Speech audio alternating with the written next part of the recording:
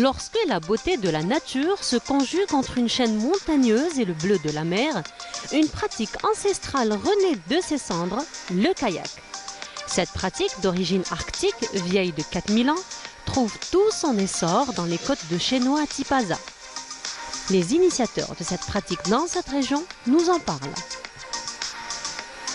Le kayak. Nous on fait du freestyle kayak, c'est un nouveau genre de kayak qui mélange le tourisme et la pratique du kayak en même temps. Donc notre club se compose de plusieurs personnes et notre principal but c'est de faire découvrir les côtes de Chenois qui se trouvent là-bas comme vous pouvez voir. En même temps c'est faire découvrir le kayak aux gens et faire démocratiser ce sport-là. Au sein de ce club, le kayak dans son usage moderne est orienté vers une pratique de loisir. C'est pourquoi un entraînement au préalable n'est pas exigé. Par contre, la sécurité implique la maîtrise de l'embarcation et un bon équipement. C'est pourquoi un briefing avant chaque séance s'impose. Le briefing de sécurité est très important parce qu'on explique aux gens comment utiliser le matériel et comment interagir avec ce qu'on a comme matériel. En même temps, c'est pour éviter tout accident. On s'est équipé de matériel de dernière génération, des gilets de sauvetage, une embarcation qu'on pouvait voir et des moniteurs formés, professionnels qui sont formés même au secourisme. Et voilà. Tout le monde à bord et la découverte des bords de mer commence. Le kayak est alors cette embarcation propulsée, dirigée et équilibrée à la pagaie double. Une synchronisation des kayakistes s'impose afin de mieux avancer. Sa sécurité implique, même après briefing d'orientation, un bon encadrement. C'est pourquoi un moniteur ainsi qu'une équipe sortent à bord d'une embarcation afin d'assurer de plus près la sécurité des touristes nautiques. En 2 heures de temps, les kayakistes auront le plaisir de découvrir les bords de la chaîne montagneuse de Chenois en passant par les 3 grottes qui caractérisent cette chaîne. Le circuit, bon, on a commencé avec une petite visite à la petite grotte. Maintenant, on est dans une grotte, comme vous pouvez voir. Elle fait partie du circuit Tana. Donc, on entre à l'intérieur. On fait une petite pause ici pour laisser les gens se reposer un peu. Et voilà, on va continuer après sur une grotte plus grande et on va débarquer et laisser les gens nager. Après une pause et relaxation des efforts physiques fournis pour faire avancer le kayak, la reprise du circuit est annoncée. Là encore, quelques conseils aux kayakistes afin qu'ils ne se fatiguent pas trop en s'en fournit. Direction à présent la dernière station du circuit, la Grande Grotte, là où les kayakistes parquent leur kayak afin de se reposer.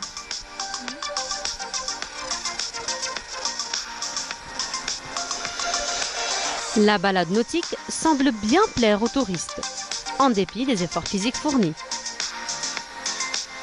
Je voulais découvrir un petit peu une autre façade de l'Algérie et voir surtout la mer telle qu'elle est et non telle qu'on pourrait la voir au bord des plages. Donc voilà, ça m'a beaucoup plu et j'espère revenir prochainement. Et aussi de l'expérience du kayak? Oui, j'ai fait un petit peu de canoë quand j'étais jeune, en amateur. Donc comme c'est un sport très, très sympathique, voilà, c'est à recommander. Même pour les non-sportifs d'ailleurs. Il y avait des paysages magnifiques en Algérie qu'on ne connaissait pas assez et qu'il fallait plus de sorties comme ça pour découvrir encore plus l'Algérie. Oui, effectivement, le kayak permet de découvrir plus et d'autres facettes de l'Algérie, plus encore du fait qu'il soit une embarcation dite verte. Il est une pratique qui défend et valorise le patrimoine nautique.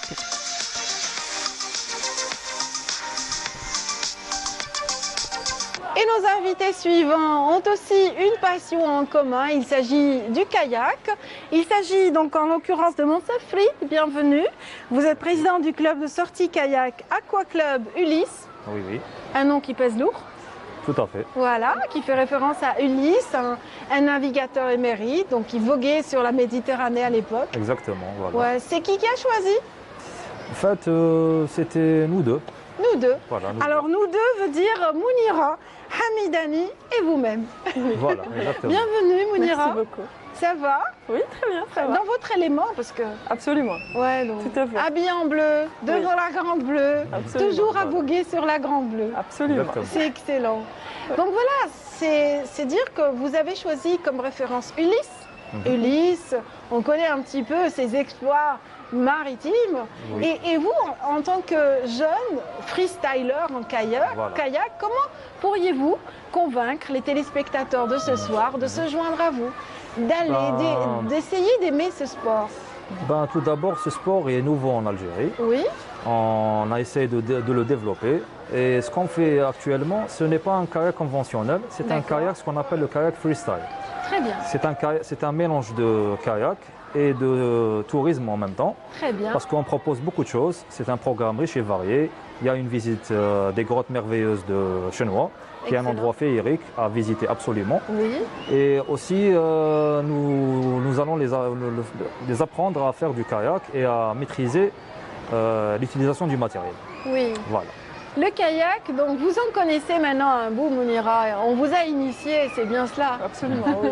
Tout à Ça fait. va maintenant, vous pratiquez le sport. Oui. Et vous- et- je suis en voie de devenir Oui. monitrice, Ah, mais je excellent. prends tout mon temps pour le moment. Eh ben oui, prenez Voilà. tout votre temps, mais en tout Absolument. cas, vous avez tous les éléments pour convaincre les nouveaux adhérents Oui. et pour aussi bâtir la stratégie une Absolument. stratégie de communication Oui. pour la pratique du kayak. Donc, Mhm. vous êtes justement chargé de la communication pour le club, c'est bien Oui, cela. c'est bien cela. Oui. Voilà, vous vous basez sur quoi pour faire connaître justement En fait, ce loisir. sur une communication assez limpide, Oui, on essaie, quand on décrit nos événements sur Facebook, qui nous aide beaucoup, parce que maintenant c'est l'ère du Oui. marketing digital, oui, de décrire l'événement et de décrire toutes les étapes, le programme, le matériel qui sera mis à disposition. mis à disposition, de rassurer sur la sécurité. Donc comme ça, les gens, quand ils viennent nous voir, ils savent d'ores et déjà ce qui les attend et ce qu'ils doivent ramener et ce qui doit être fait. Oui. Voilà. Nous sommes dans la région de Tipaza. Dites-moi donc, Mansef, vous avez choisi, opté pour le site du Chenois pour Oui. vos virées, vos sorties en mer avec les adhérents du Oui, club oui, et oui, aussi oui. les amateurs. Oui, oui. Donc pourquoi, vous qui êtes algérois, pourquoi est-ce que vous n'avez pas choisi un site algérois? Pourquoi est-ce que vous êtes venu ici? En fait, j'étais toujours attiré par le Mont Chenois et Oui. la région de Chenois en particulier.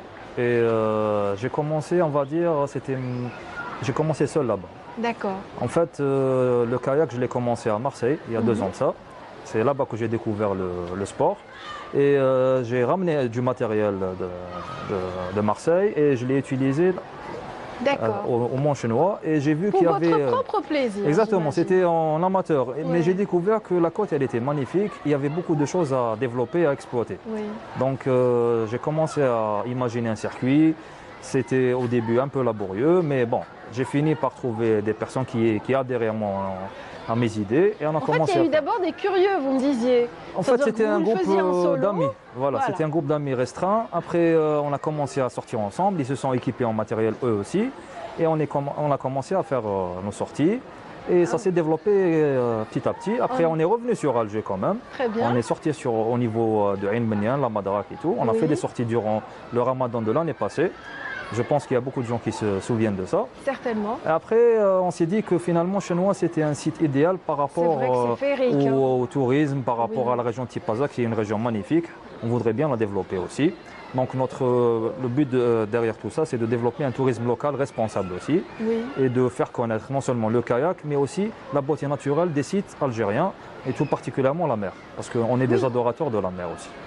En Voilà. fait, la mer, tout au long de cette partie donc, Oui. de la côte algérienne, c'est-à-dire Oui. Tipaza, en allant jusqu'à un peu plus loin, on peut pousser. Oui. Et vous voyez, on a un exemple ici même. On a la Oui. mer et tout un massif verdoyant. C'est oui, ce oui, qui oui. existe aussi Oui. du côté du mont du Chenois. Exactement. C'est une montagne qui descend vers la mer Oui, oui. et c'est ce qui fait toute sa beauté Voilà, avec des c'est- criques vraiment magnifiques. Bah hein. oui, tout à fait. Une eau cristalline, qu'il faut vraiment à tout prix préserver en fait. Oui, surtout. Justement, on Oui. est en train de travailler sur ça. Et lors de nos sorties, on fait quand même un genre de présentation des grottes. Oui. On va expliquer l'histoire de la grotte. En même temps, on fait un travail de sensibilisation par rapport au respect de l'environnement Oui. aussi. C'est-à-dire, on explique aux gens qu'il ne faudrait pas détruire un écosystème très fragile qui se trouve déjà à l'intérieur des grottes et tout au long de la baie. Donc on a vu quelques soucis d'ordre, enfin il y a des déchets et tout, on essaye de travailler sur ça aussi, on va essayer de sensibiliser, au sensibiliser, maximum. voilà. Et après pourquoi pas organiser des campagnes de nettoyage aussi après la fin de saison pour un peu préserver l'endroit aussi, on va l'utiliser encore et encore.